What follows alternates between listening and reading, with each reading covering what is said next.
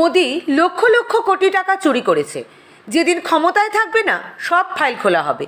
শনিবার বিকেলে হাওড়ার জগৎবল্লভপুরের বড়গাছিয়ায় শ্রীরামপুর কেন্দ্রের তৃণমূল প্রার্থী কল্যাণ বন্দ্যোপাধ্যায়ের সমর্থনে এক নির্বাচনী জনসভায় এমন কথাই বললেন মুখ্যমন্ত্রী মমতা বন্দ্যোপাধ্যায়।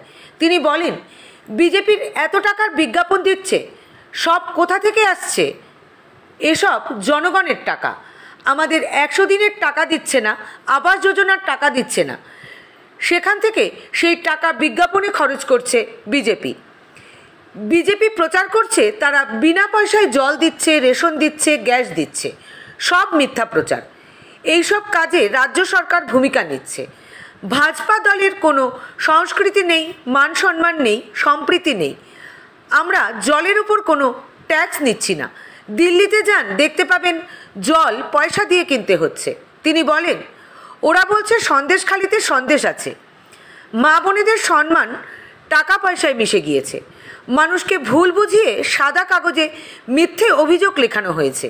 মুখ্যমন্ত্রী মমতা বন্দ্যোপাধ্যায় আরও বলেন, লক্ষ্মীর ভাণ্ডার বন্ধ হবে না। যতদিন বেঁচে থাকব লক্ষ্মীর ভাণ্ডার দিয়ে যাব।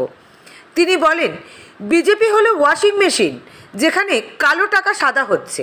তাই এবারে ক্ষমতায় ওরা আসবে না বলে এদিন জনসভায় মন্তব্য করেন মুখ্যমন্ত্রী মমতা বন্দ্যোপাধ্যায়।